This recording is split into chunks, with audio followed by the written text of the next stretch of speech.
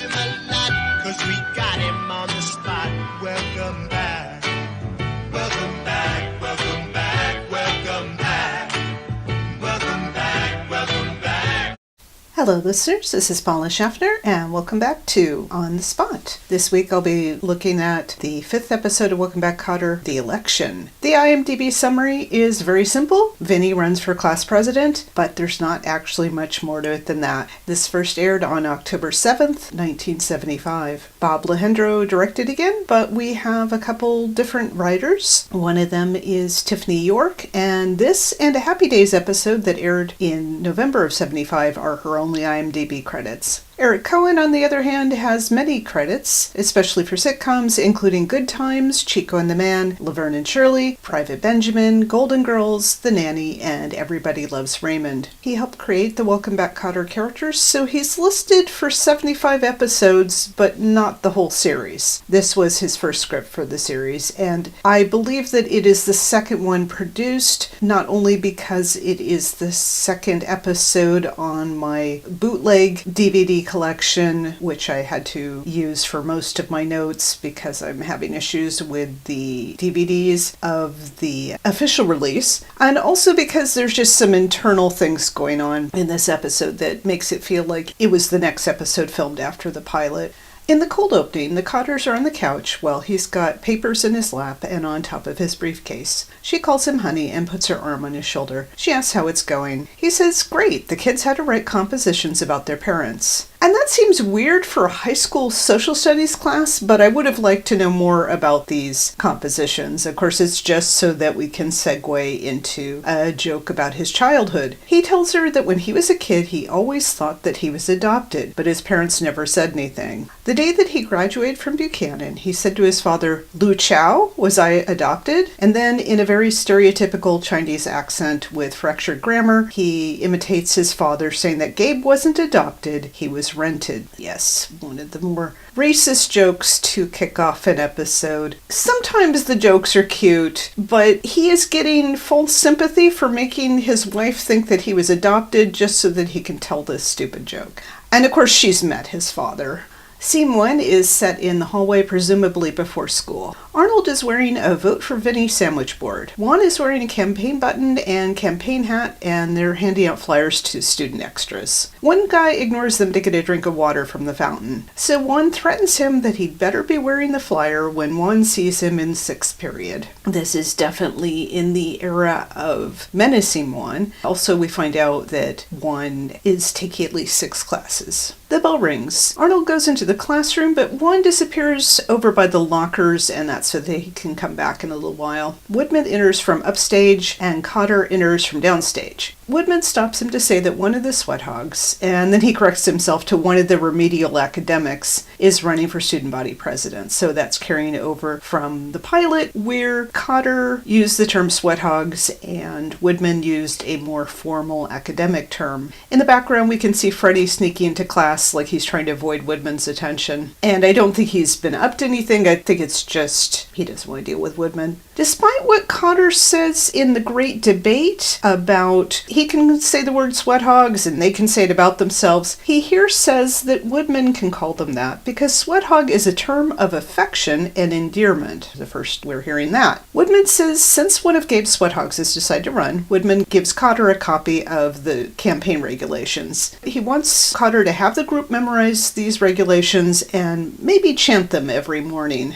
Kotter doesn't think it's a big deal. Vinnie's not the first sweat hog who ever ran for student body president. Woodman remembers that in 1962, Jerry Slater was disqualified for stuffing the ballot box with his opponent. So another flashback to the 60s, a little bit earlier than the 65 cafeteria riot. And I don't know if maybe Gabe was a freshman that year, because apparently there were sweat hogs 13 years ago. Kotter says, don't worry about Vinnie. Woodman can just make sure the other candidates follow the rules. Woodman says the other candidates are Scott Phillips and Judy Borden. He says Scott, as Gabe knows, is captain of the debating team. So I wondered if he's supposed to be sort of a proto-Todd Ledlow character. Judy is a straight-A student, so that's consistent with what we see of her later. She started the Committee for Students' Rights, but Woodman won't hold that against her. And I was a little bit surprised that Judy was an activist. Kotter sarcastically says Woodman is an enlightened educator. It's too bad he wasn't at Boys Town. He could have kept Mickey Rooney after school for being short. So, reference to the 30s movie with Spencer Tracy. Woodman says he never thought of Mickey Rooney as short. So, another joke about Woodman being short, although coming from him. Woodman exits downstage and Kotter goes into his classroom as a boy with dark blonde hair enters. The boy puts up a sign that says, "Don't be a clot, vote for Scott." It would have made more sense with Claude and Todd. So, I wonder if they changed it into a different character at some point in the drafts. Epstein emerges and smiles. He taps Scott on the shoulder and reads aloud Scott's slogan. He claims that he didn't know Scott was running for president, which is doubtful. He says, "Ain't you gonna vote for Vinnie?" He smiles menacingly. The scene on my copy ends there, and maybe it did originally, so we don't know what he does to Scott, although things are implied later. When we go in the classroom, Vinnie shows Kotter his campaign sign. His slogan is, "Vote for Vinnie and nobody gets hurt." He smiles cheesily, like in his campaign photo. Kotter says he hasn't seen that many teeth since Jaws, so referring to the movie that came out that year. And I just need to note, at the time that this aired, and obviously even more so when it was filmed, Jimmy Carter was not yet a national figure, and people were still saying, "Jimmy who?" So the Carter teeth jokes didn't yet exist. A girl that the credits say is Maria says that if Vinnie is president, she'll be first lady. He calls her Anna and tells her not to get carried away. He thinks a woman's place is in the car. So again, he's being a chauvinist. This character is somewhat similar to Sylvia in the pilot, but this time played by Caterina Cialino, presumably Italian.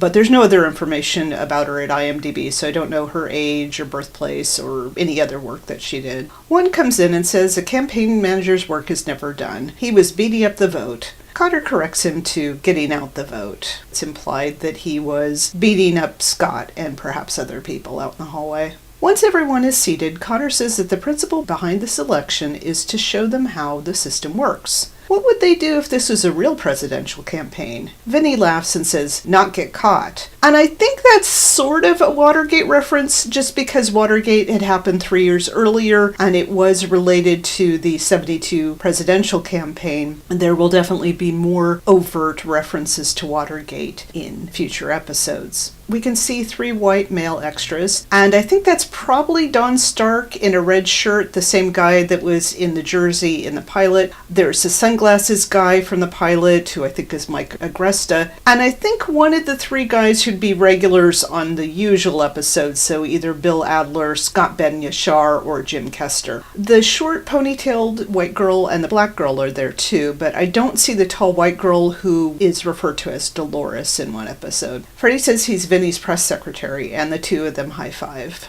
Freddie's no comment is a big hit with the audience, and I thought that that might have been a reference to the Nixon administration, but apparently goes back at least to the 50s, and of course is still used by press secretaries. Kotter asks Barbarino's position on student dress codes. Freddie says this about that, press secretary ease. He says that Mr. Barbarino believes that students should be dressed. When Kotter asks about vandals, Freddie says they should be dressed too. The class is very amused. When Kotter asks him to answer the question, they've both forgotten what the question was. So the routine starts out strong and it just fizzles out. We'll see how some of the other Eric Cohen scripts are, but I felt like there were a lot of jokes that just weren't landing in this episode compared to the 4 episodes that aired previously. But I don't blame Jacobs for that. Arnold says it happens to him all the time and he forgets what he's going to say. The black girl is sitting behind him in one and she smiles and shoves his shoulder. Arnold suggests that Kotter was going to ax to leave the room because that's how he always says ask. Kotter says he's the teacher and he doesn't have to ax. Arnold says yeah, right, but if Kotter has to leave the room, it's okay with him. When Kotter wants to continue what he was saying, Arnold tells him to go ahead.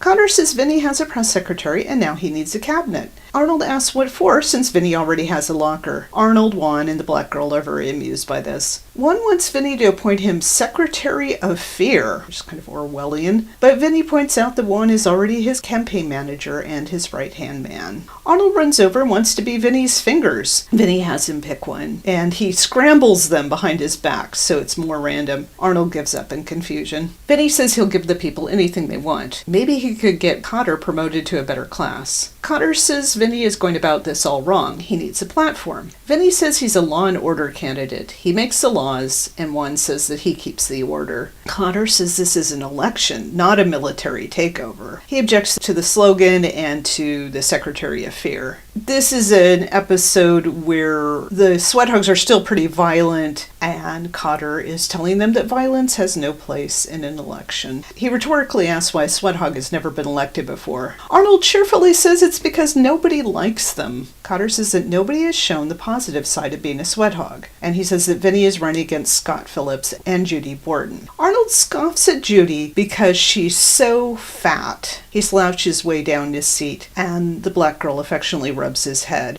I don't know if there's something going on with Arnold and this girl, or if she just thinks he's cute and funny. Kotter asks, how fat is she? Very 70s structured joke like you'd hear in a Johnny Carson monologue on The Tonight Show or on Match Game. The black girl starts laughing even before Juan finishes his reply, which is that Judy is so fat she ran for homecoming queen and was elected the float. The black girl and Arnold are very amused. Kotter says Scott is the most popular kid in school and a straight A student, which, okay.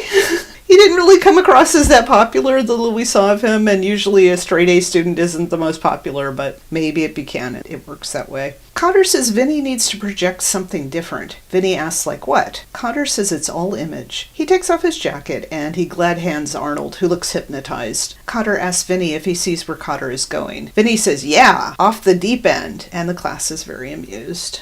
I like how Freddie schmoozes Kotter right back, and he refers to himself as F. Boom Boom Washington. For the second time in the series, he uses the word ghetto. Kotter sits on the edge of his desk and says, let's get serious. Vinnie needs to get votes from people who've never met him. And we'll learn later that this is not a very large school. It seems like everybody should have met everyone by, I guess this is their junior year. He wants them to pretend it's a big presidential campaign with conventions. Freddie says that a convention is when 8,000 turkeys put on funny hats, sit on bridge chairs, and vote for the dude with the most balloons. The audience again really enjoys him. Kotter says not quite.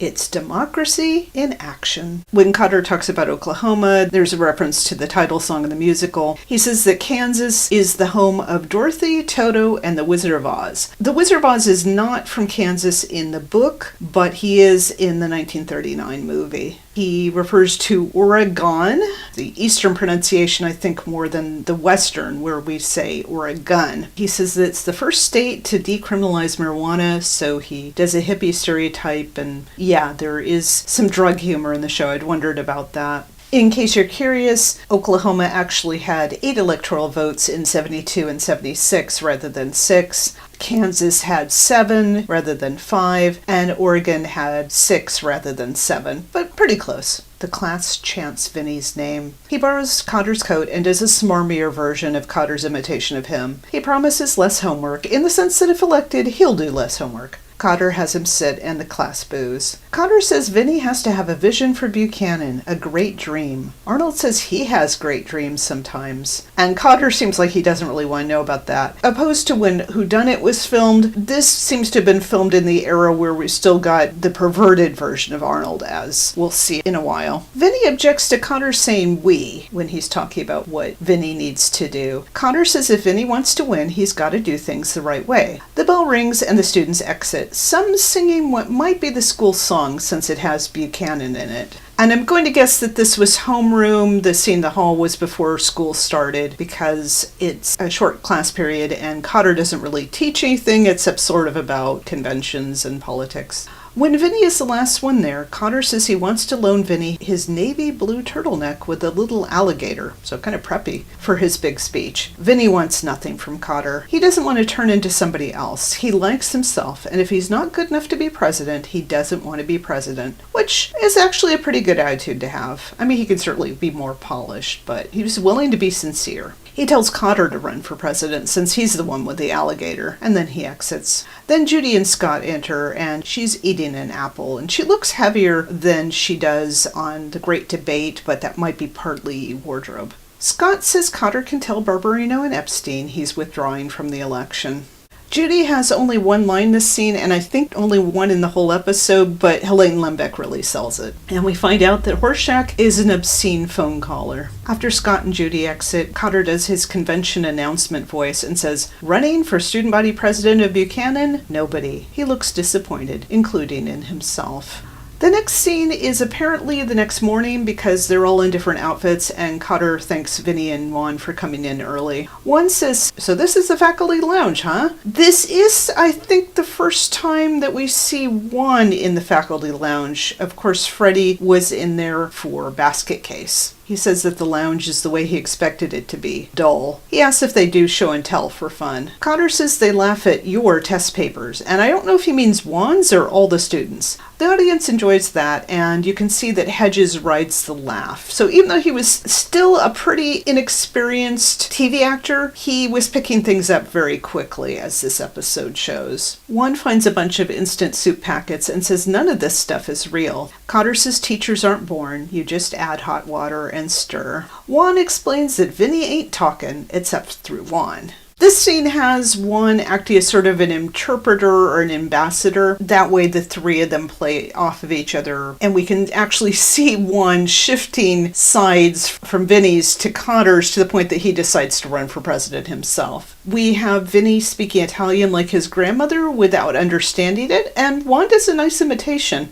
This means that at least one of Vinnie's grandmothers is still alive and probably living in Brooklyn if she gets mad at him on a regular basis. I'm not sure if Kotter is speaking Yiddish here, but in any case, Juan doesn't understand it, even though he's a Puerto Rican Jew. We find out, at least according to this episode, that Juan is Vinnie's best friend. That's interesting because the pairs and alliances will shift over time. In a sense, all four of the main Sweat Hogs are best friends, but there are some that are closer than others. Vinnie says that even he would have trouble voting for a person like Juan, and I don't think he means that in the sense that Juan is a Puerto Rican Jew, but then Juan is a hood. Vinnie says he only quit because Mr. Kotter was making him run with a phony image. Kotter says Vinnie is right. So this is an episode where Kotter learns a lesson more so than the students, although they learn to be less violent, I guess. He tells them a story about how when he went to Buchanan, he wanted to be student body president more than anything in the world, which is kind of surprising, but okay. But nobody gave him any inspiration because he was a sweat hog. And we know that there was a sweat hog who ran in 62, so it doesn't really explain that. But maybe because Jerry Slater did so badly, they didn't believe Kotter could do any better. He didn't follow through, and he wants Vinnie to follow through. Vinnie decides to run as himself, a proud sweat hog. Kotter says for some strange reason, Scott and Judy have decided to withdraw. Juan says he didn't tell anybody they couldn't run. He just told Scott that if he got elected, he'd lose use of his face. Juan is amused as he says he didn't think Scott was going to take him seriously. Kotter says people get annoyed when you threaten their faces. I don't think that Juan physically threatened Judy, but maybe Arnold's obscene phone call was enough to make her withdraw. Vinnie thinks that since he doesn't have any opponents, he's already president. Kotter asks if he wants the hollow victory of scaring his opponents. Vinnie smiles and says yeah. Juan says it was their decision to quit. Kotter thinks Juan helped them to decide. Juan says he wasn't going to follow through. That's just his way. So they're starting to tone him down from the pilot. He's menacing, but no longer majoring in assault. He threatens people, but maybe he doesn't actually beat them up or not enough to ruin their faces. There's a reference here to the TV police procedural series from 1958 to 63 called Naked City. The narrator would say there are 8 million stories in the Naked City. This has been one of them. I've never actually seen the show, but this had entered mainstream culture enough that I was still hearing references to it in the 70s and not just on Welcome Back, Kotter. And it looks like the population of New York is still about 8 million. One refers to growing up in a house with 9 other Puerto Ricans. So I'm guessing that means his parents and 7 siblings. He says half of his brothers were stealing pants and the other half were altering them. So it's implied that the Puerto Ricans were the thieves and the Jews were the tailors. Although, of course, they're all Puerto Rican and Jewish. I don't know how many brothers that would come out to. You probably figured there's at least 4, so like 2 or 3 stealing pants and the other half altering them. We'll later meet one of his sisters, so he can't have more than 6 brothers. Kotter's Texaco station story about having a run across the street and hope he made it in time gets a lot of reaction. We again see Hedges acting silently until he can speak again. So he is learning to act on television, and he's also learning to work with Gabe Kaplan, and that is definitely something that will evolve through the series. Kotter says Epstein isn't the only one who's poor. It doesn't give him the right to go around threatening people. I don't know if everybody in the neighborhood is poor, if it's just a mix economically. I get the impression that Scott and Judy are probably middle class. Kotter says he's invited Scott and Judy over for a little talk, meaning over to the faculty lounge, which apparently none of the faculty need to use this morning. Juan says Kotter's butting in again, but Kotter says he's going to leave. He just wanted Scott and Judy to have diplomatic immunity with unchanged dental patterns, so Juan can't punch him in the teeth. He exits, and Vinnie tells Juan it's like going to fight a guy, and when you get there, he's already beaten up. He's starting to agree that it would be a hollow victory to not actually have any opponents in this election. He is not as much of a dictator as the first scene would indicate. Scott and Judy enter looking wary. Juan and Vinnie grin and say hi, and then there's a fade out. So as with Juan and Scott in the hallway, we don't know what the interaction is. The next scene is set on a different day in the classroom, and people are wearing different outfits. Arnold sees Vinnie coming. Arnold, Freddie, Juan, and Maria. So I have to keep putting it in quotes because maybe she's really named Anna. Cheer for Vinnie. Arnold throws confetti, and quote-unquote Maria gives Vinnie a quick hug. Kotter comes in and closes the door behind him. He thinks they should hold off on the victory party until they find out who won the election. Juan says Vinnie has it locked up. As with Basket Case, the Sweat Hogs believe in each other, and that's pretty heartwarming, even if there's a lot to question in this episode. Vinnie says Kotter was right. Without Scott running, it would have been a hollow victory. What about Judy? I guess she's not considered much competition. Vinnie feels like this is just the beginning, and he looks ahead to Governor Barbarino, Senator Barbarino, Emperor Barbarino, so still wants to be a dictator. His friends cheer him on, and Freddie and Vinnie slap hands. In his smarmy voice, he says, "You know, Julius Caesar was an Italian."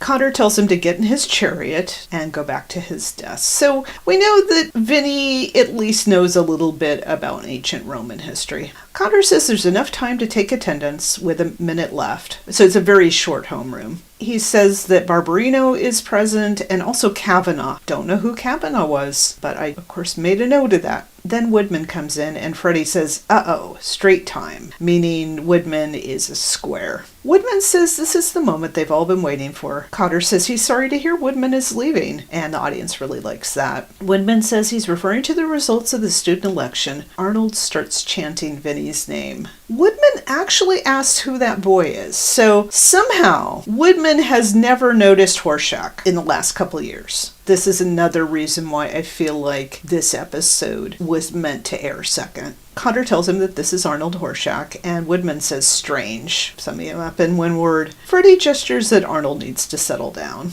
Woodman says the Pledge of Allegiance has been canceled, and Woodman would appreciate the return of the flag. The male students look either guilty or amused. Woodman announces that Scott Phillips has won the presidential election, and he hands Kotter the results. The class is understandably disappointed. Woodman exits and the bell rings, about a minute after Kotter said that it would. We can see that quote-unquote Maria has taken Vinnie's hand. When she stands, she strokes his hair with her other hand and gently says, "Hey, Vinnie." I kind of feel like Maria is sort of like Sylvia in that she's some sort of casual girlfriend of Vinnie's that thinks they're more serious than they are, and she's affectionate with him, but obviously her character is not developed at all. After she leaves, Juan comes over looking stunned. When Vinnie stands, Juan puts his hands on Vinnie's face and says he's gonna get them for what they did, and he sounds like a mobster, and I wasn't sure if that was a Godfather reference. Vinnie sits back down. Arnold stands, smiles, throws confetti at Vinnie, and runs out. And that seems to be a thing with Arnold in these early episodes, that he just will run out of a room when he doesn't know what to say or do. Now it's just Vinnie and Kotter. Kotter says Vinnie did the best that he could. They both stand as Kotter shares the results. Judy got 11 votes, Vinnie got 47, and Kotter kind of mumbles that Scott got 322.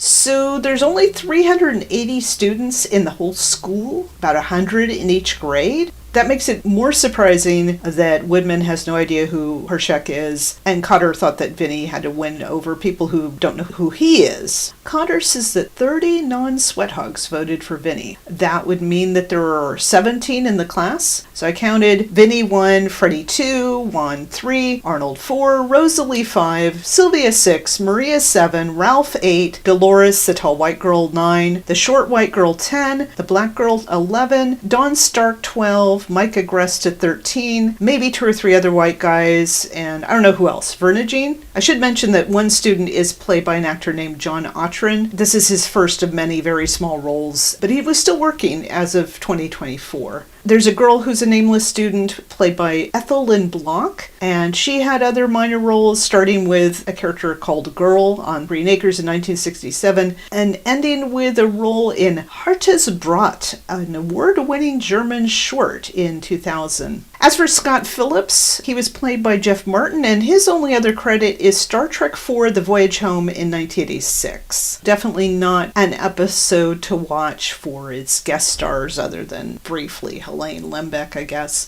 Kotter says that there was something in Vinnie that the other students responded to. Vinnie thinks maybe it was his personality. Vinnie also thinks that if he runs again next year, he might pick up more votes. Who knows if he stays in school long enough? And that's ironic, not just because he figures that he's not going to get out of school in a total of 4 years, but also because Vinnie is the one that would end up dropping out. And he wonders if the President of the United States has to be a high school graduate. He poses with his poster, doing the same cheesy smile again, and then he exits. Kotter has a dialogue with himself about whether he lost. He realizes that he was butting in again, and that seems to be a thing in season 1, that Kotter is butting into the Sweat Hogs' lives and sometimes regretting it, but he does mean well. He does his convention voice again, and he describes himself as the oldest Sweat Hog. I don't know if the series gets into this much, whether the kids in Kotter's class still identify as sweat hogs. Clearly, Gabe does, even as he's a teacher. There's applause and a snippet of the theme as we go to the commercial. In the tag, the Kotters are in the kitchen as she tosses a salad, and he makes what he calls chicken cottertori, like cacciatore. He says it was handed down from generation to generation. It was invented by his ancestor, caveman Zorg Kotter, who invented the chicken. He takes a bite of it and says that then Zorg invented garbage. He makes a face, so apparently it is not turning out well.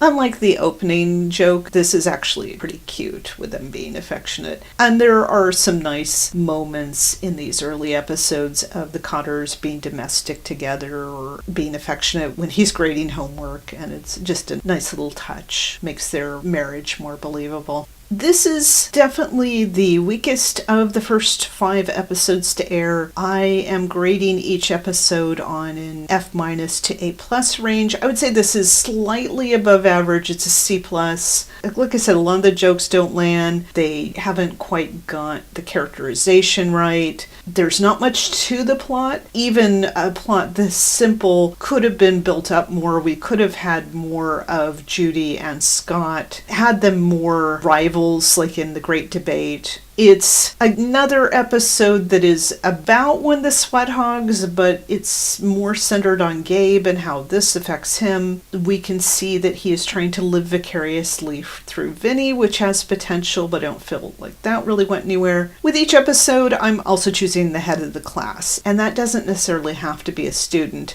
And that is the character I most enjoyed watching. It's not necessarily the most major character, just the one that I felt contributed the most when they were on screen. Although the episode's about Vinnie, I didn't really feel like it was necessarily his best episode. Woodman is on screen a bit, but not fully Woodman yet. It's an episode where Julie is on the periphery again, so obviously not her. And yeah, there's Gabe's arc, but I still don't feel like we're at a point where I want to choose him. Like I said, I'm eliminating Vinnie, and that leaves the other 3 Sweat Hogs. I did enjoy some of what Juan did, but the violence and the fat phobia was definitely unappealing. Arnold is also fat phobic, and I don't really feel like he does a lot in this episode. So kind of by default, I'm going to go with with Freddie, because although he wasn't on screen as much as some of the others, and he wasn't all that pivotal to the episode, he did have some of the big laugh lines, and he sold jokes as well as he could, even some of the lesser ones. I just felt like he was the one that was most present in a way.